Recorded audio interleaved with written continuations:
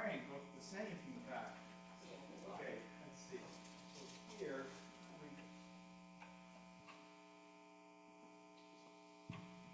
Is that what you're planning?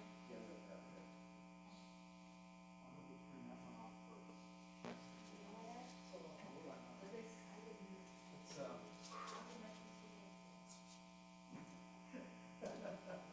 right, you might need that. Were you playing at it first?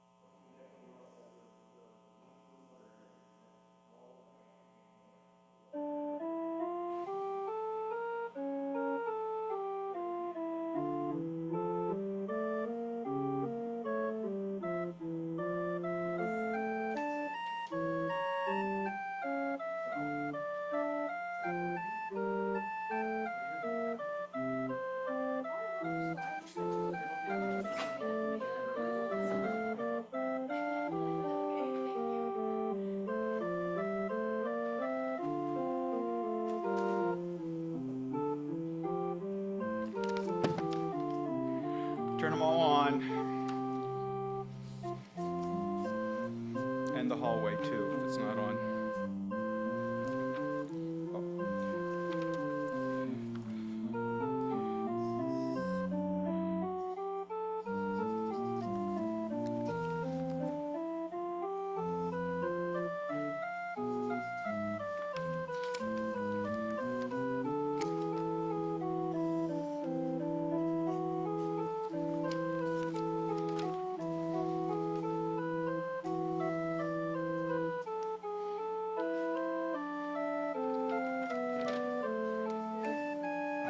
Actually, put it back there. Put it back by the computers, please. Yep. Is it, 2, 3 on?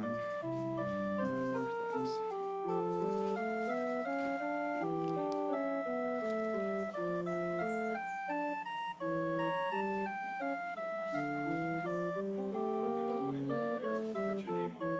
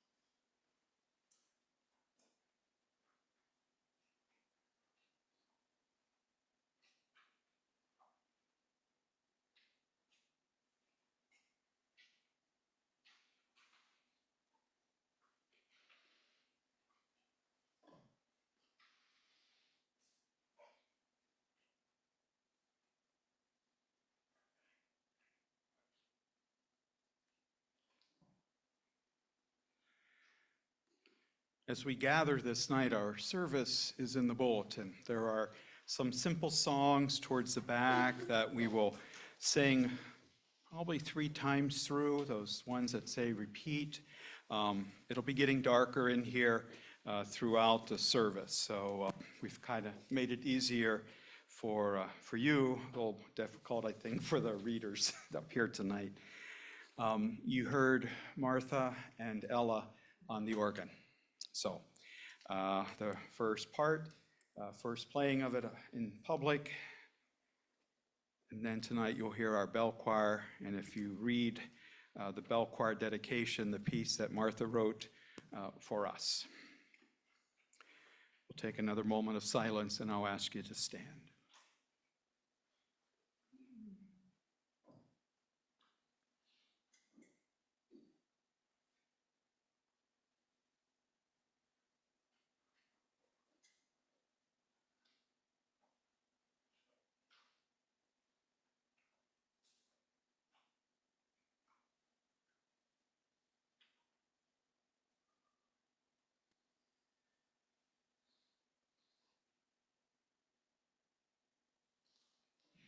Please stand as you are able.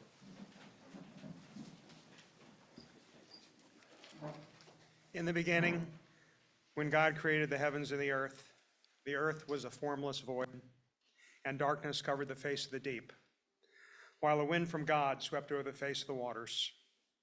Then God said, "Let there be light," and there was light. And God saw that the light was good, and God separated the light from the darkness. In the beginning was the Word, and the Word was with God, and the Word was God. He was in the beginning with God. All things came into being through him, and without him not one thing came into being. What has come into being in him was life, and the life was the light of all people. The light shines in the darkness, and the darkness did not overcome it.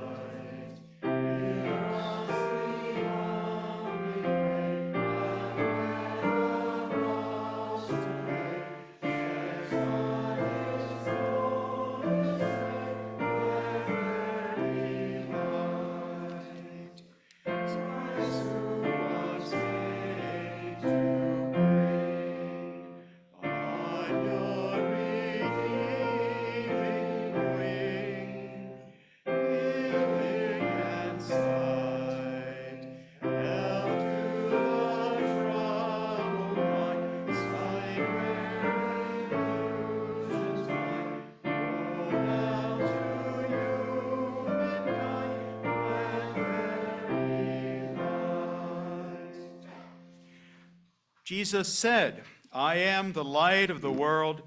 Whoever follows me will have the light of life and will never walk in darkness."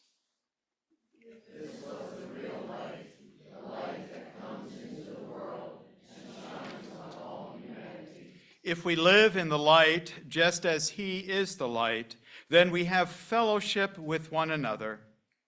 The darkness is passing away, and the real light is already shining. The prophecy of Isaiah. See, my servant shall prosper.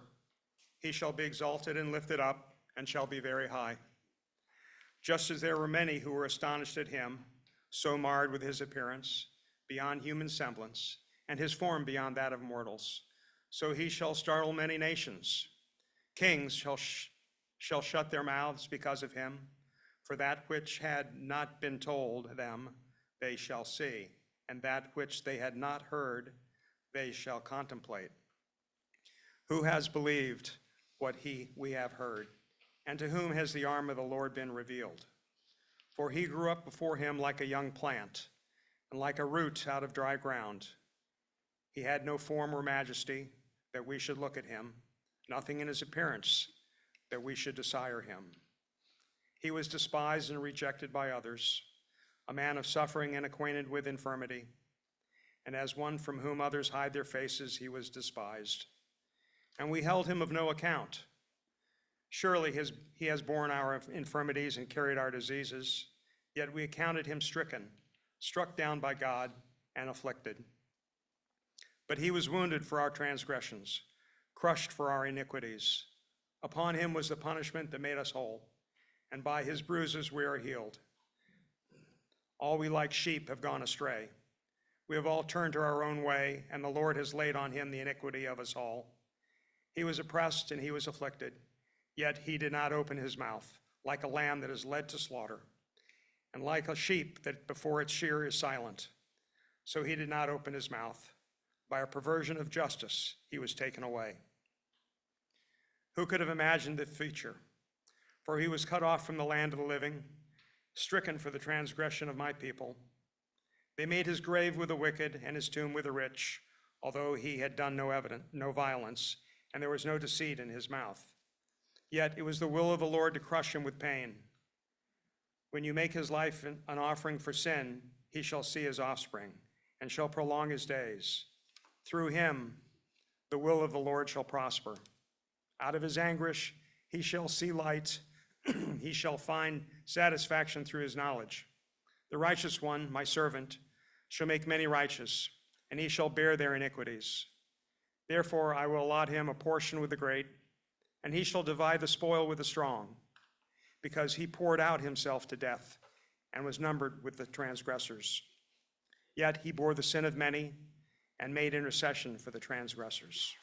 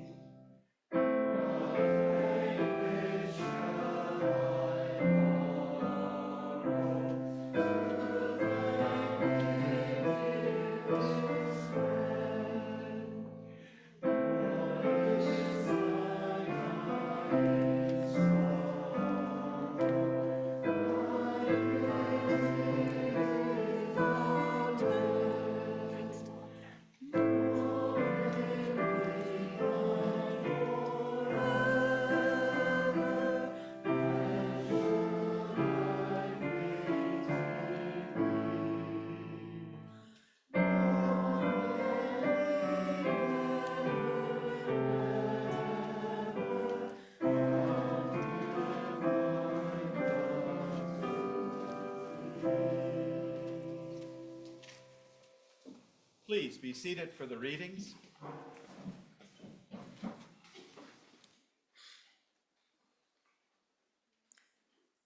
shadow of betrayal. On the first day of unleavened bread, the disciples came to Jesus saying, "Where do you want us to make preparations for you to eat Passover?" He said, "Go into the city to a certain man and say to him, 'The teacher says, my time is near. I will keep the Passover at your house with my disciples.'" So the disciples did as Jesus had directed them, and they prepared the Passover meal. When it was evening, he took his place with the 12. And while they were eating, he said, "Truly, I tell you, one of you will betray me." And they became greatly distressed and began saying to him one after the other, "Surely not I, Lord." He answered, "The one who has dipped his hand in the bowl with me will betray me. The Son of Man goes as it is written of him, but woe to that one by whom the Son of Man is betrayed. It would have been better for that one not to have been born." Judas, who betrayed him, said, "Surely not I, Rabbi." He replied, "You have said so." While they were eating, Jesus took a loaf of bread, and after blessing it, he broke it, gave it to the disciples, and said, "Take, eat, this is my body." Then he took a cup, and after giving thanks, he said to them, "Drink from it, all of you, for this is my blood of the covenant, which is poured out for many for the forgiveness of sins. I tell you, I will never drink again of this fruit of the vine until the day when I drink it new with you in my Father's kingdom." When they had sung the hymn, they went out to the Mount of Olives. Then Jesus said to them, "You will all become deserters because of me this night, for it is written, 'I will strike the shepherd, and the sheep of the flock will be scattered.' But after I am raised up, I will go ahead of you to Galilee." And Peter said to him, "Though all become deserters because of you, I will never desert you."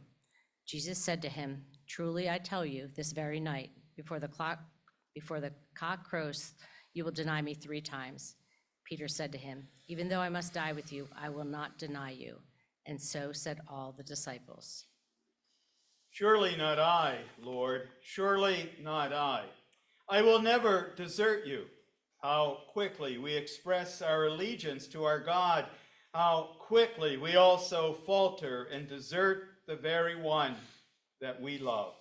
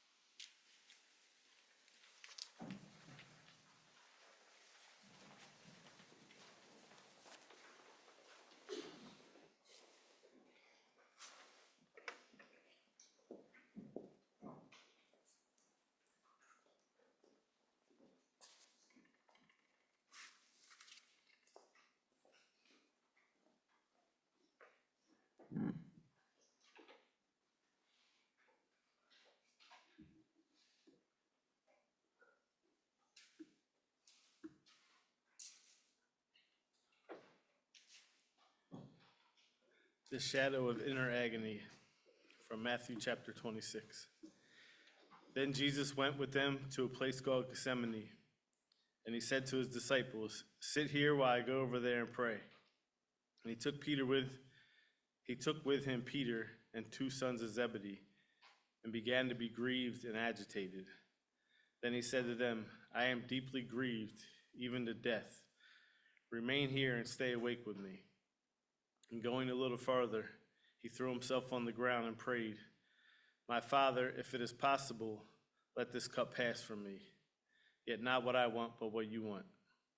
Then he came to the disciples and found them sleeping. And he said to Peter, "So could you not stay awake with me 1 hour? Stay awake and pray that you may not come into the time of trial. The spirit indeed is willing, but the flesh is weak." Again, he went away for the second time and prayed, "My Father, if this cannot pass unless I drink it, your will be done." Again, he came and found them sleeping, for their eyes were heavy. So leaving them again, he went away and prayed for the third time, saying the same words. Then he came to the disciples and said to them, "Are you still sleeping and taking your rest? See, the hour is at hand, and the Son of Man is betrayed into the hands of sinners. Get up, let us be going. See, my betrayer is at hand."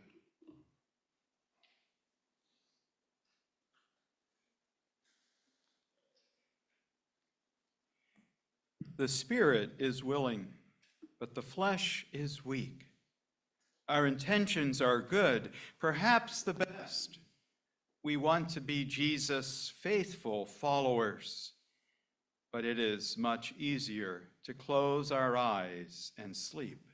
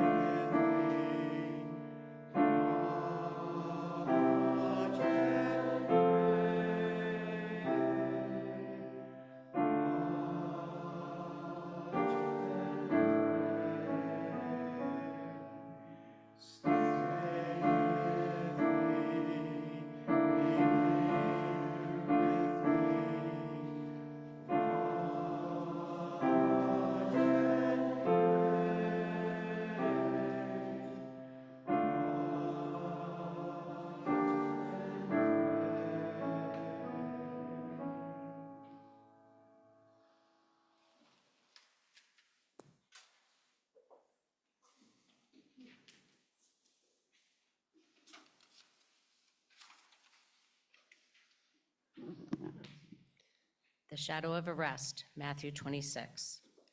While he was still speaking, Judas, one of the 12, arrived. With him was a large crowd with swords and clubs from the chief priests and the elders of the people. Now the betrayer has given them a sign saying, "The one I will kiss is the man. Arrest him." At once he came up to Jesus and said, "Greetings, Rabbi," and kissed him. And Jesus said to him, "Friend, do what you are here to do." Then they came and laid hands on Jesus and arrested him. Suddenly, one of those with Jesus put his hand on his sword, drew it, and struck the slave of the high priest, cutting off his ear.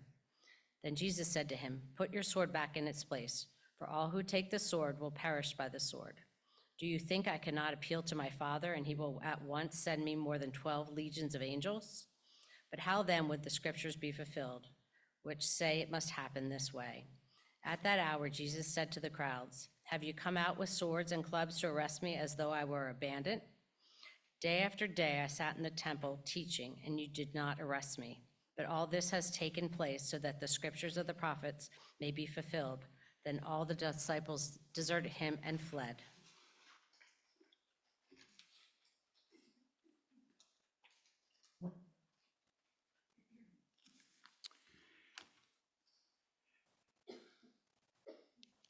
Greetings, Rabbi.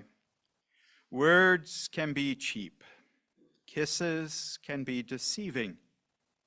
How often we mask our inner treachery with flattering words and dishonest admiration. Father,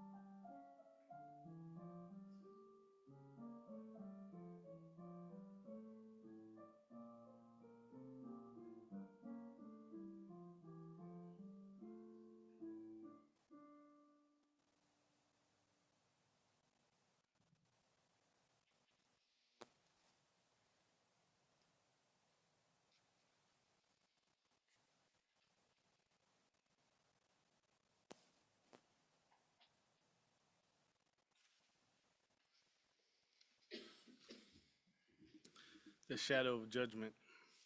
Those who had arrested Jesus took him to Caiaphas, the high priest, in whose house the scribes and elders had gathered. But Peter was following him at a distance as far as the courtyard of the high priest. And going inside, he sat with the guards in order to see how this would end. Now the chief priests and the whole council were looking for false testimony against Jesus, so that they might put him to death.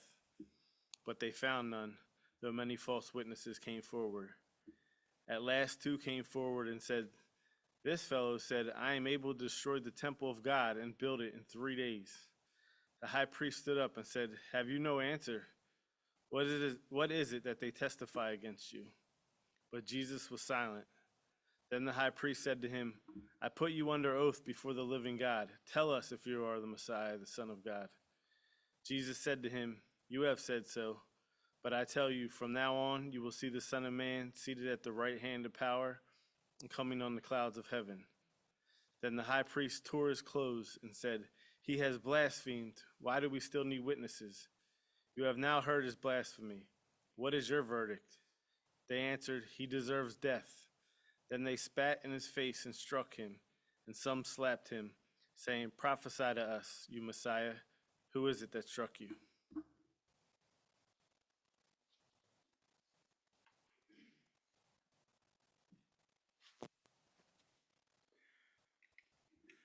the soldiers mocked him. "Hail, King of the Jews!" They shouted. But we do not mock Jesus today, or do we? Every time we profess to be followers of Jesus but do not obey his will, we are not mocking him too? Are we not mocking him too? Father, forgive us.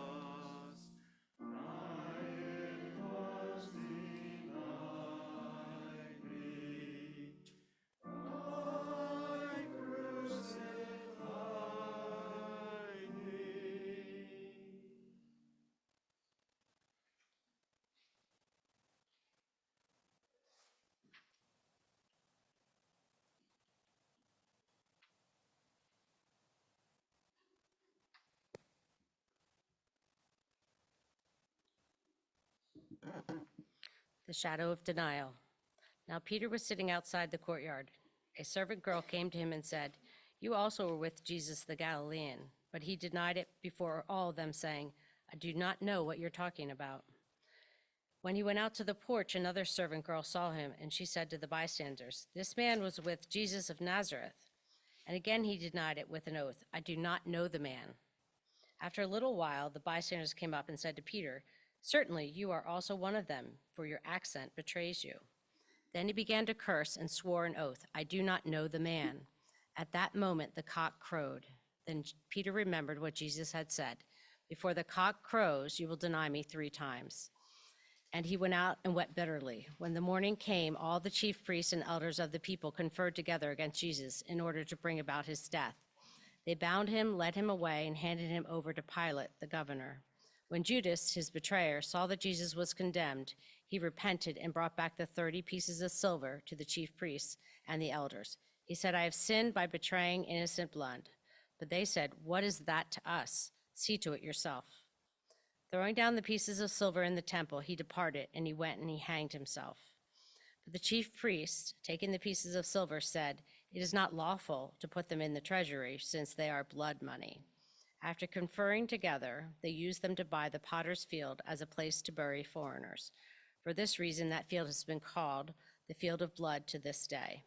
Then was fulfilled what had been spoken through the prophet Jeremiah. And they took the 30 pieces of silver, the price of the one on whom a price had been set, on whom some of the people of Israel had set a price, and they gave them for the potter's field, as the Lord commanded me.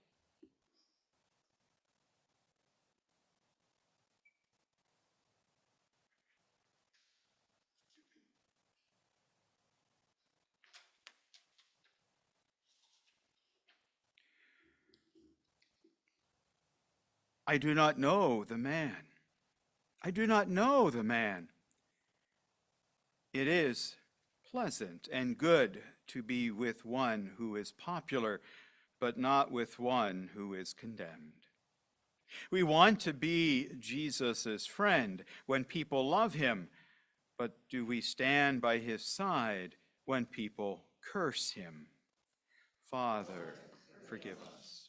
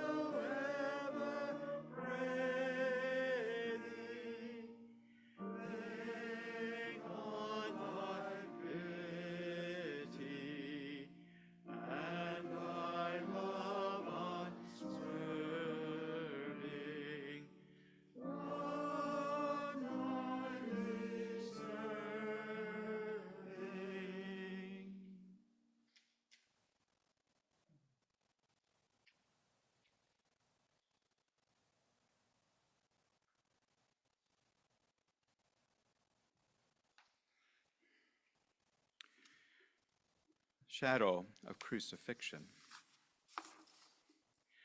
Now Jesus stood before the governor, and the governor asked him, "Are you the king of the Jews?"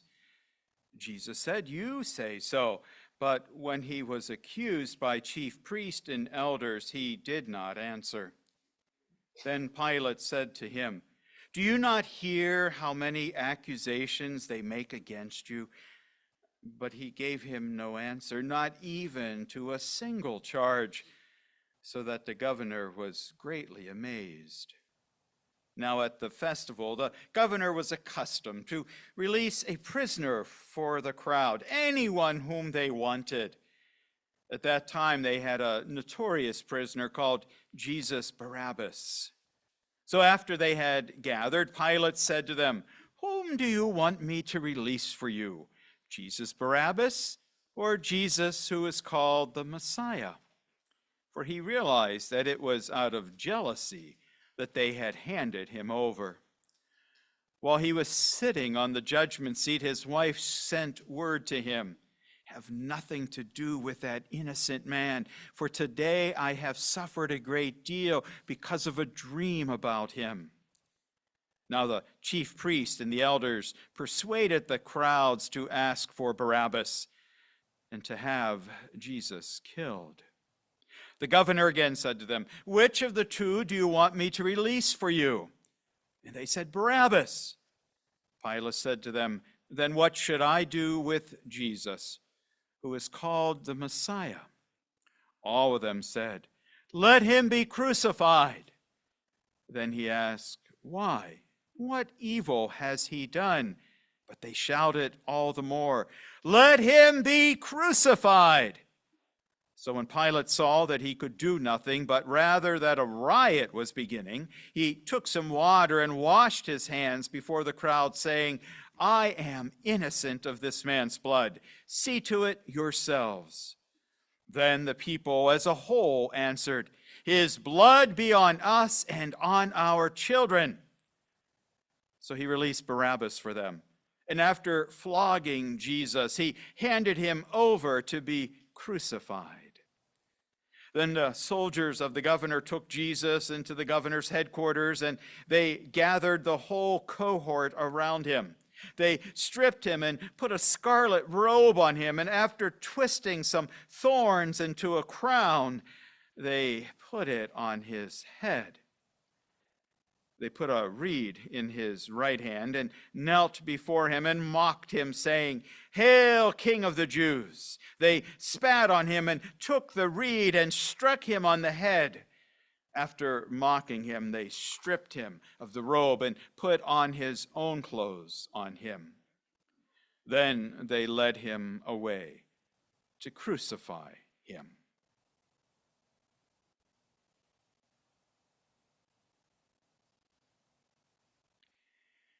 He saved others, but he cannot save himself. With these words, they taunted him, ridiculing the very Son of God. Oh, Jesus could have saved himself, but he could not save both himself and us. And so he hung upon the cross to die. Father, forgive us.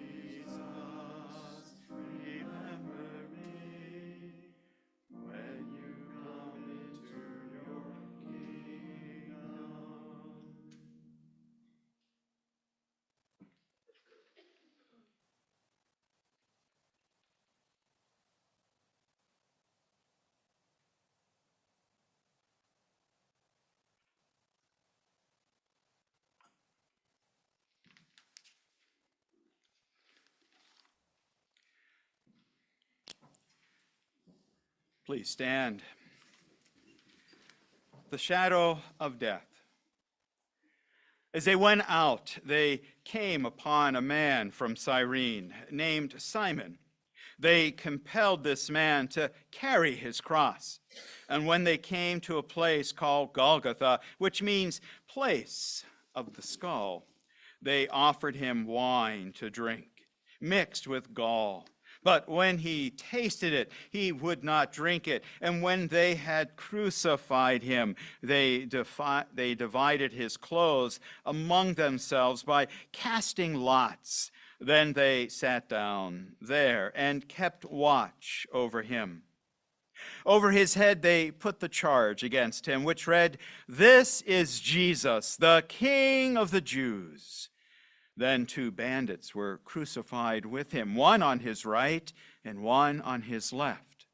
Those who passed by derided him, shaking their heads and saying, "You who would destroy the temple and build it in 3 days, save yourself. If you are the Son of God, come down from the cross." In the same way, the chief priest also, along with the scribes and elders, were mocking him, saying, "He saved others, he cannot save himself.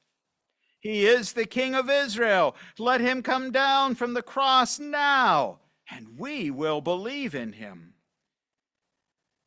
He trusts in God. Let God deliver him now if he wants to. For he said, 'I am God's Son.'" The bandits who were crucified with him also taunted him in the same way. From noon on, darkness came over the whole land until 3 p.m. And about 3 o'clock, Jesus cried with a loud voice, "Eloi, Eloi, lama sabachthani?"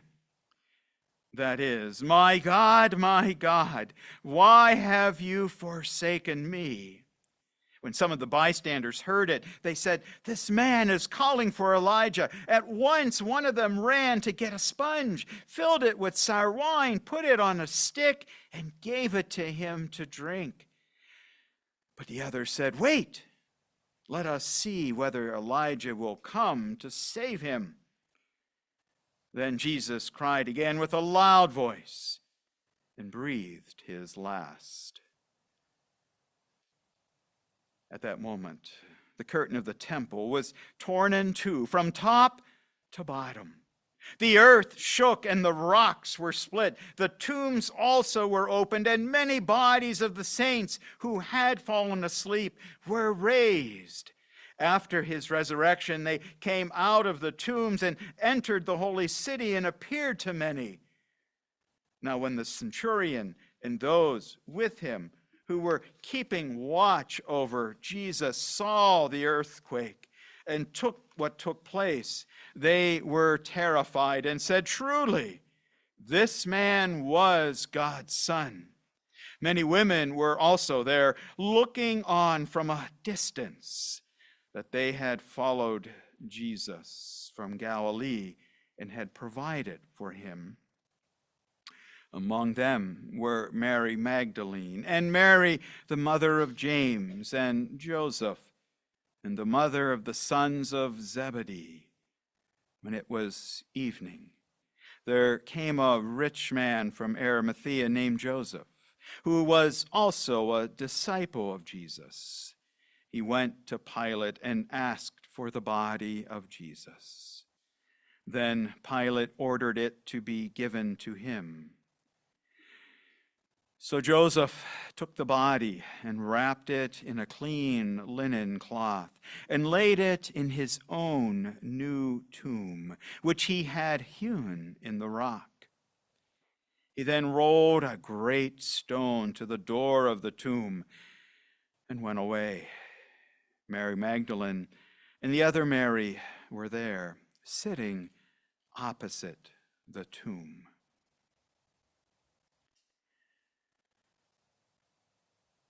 My God, why have you forsaken me?"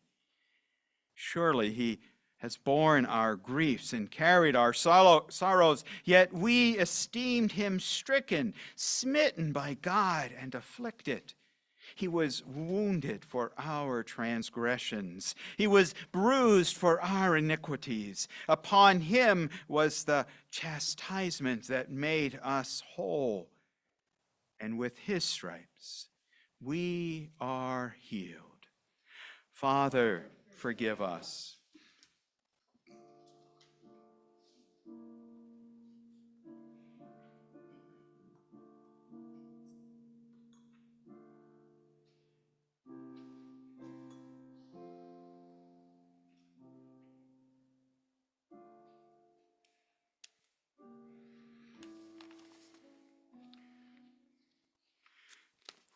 Yea, with me, remain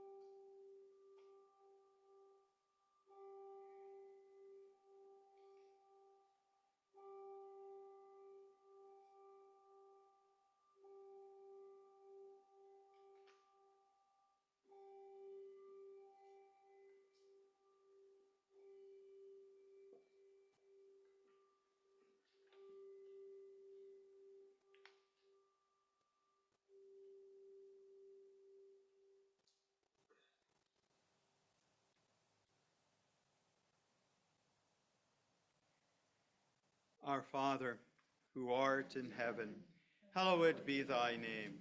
Thy kingdom come, thy will be done, on earth as it is in heaven. Give us this day our daily bread, and forgive us our trespasses, as we forgive those who trespass against us. And lead us not into temptation, but deliver us from evil. For thine is the kingdom, and the power, and the glory, forever and ever. Amen.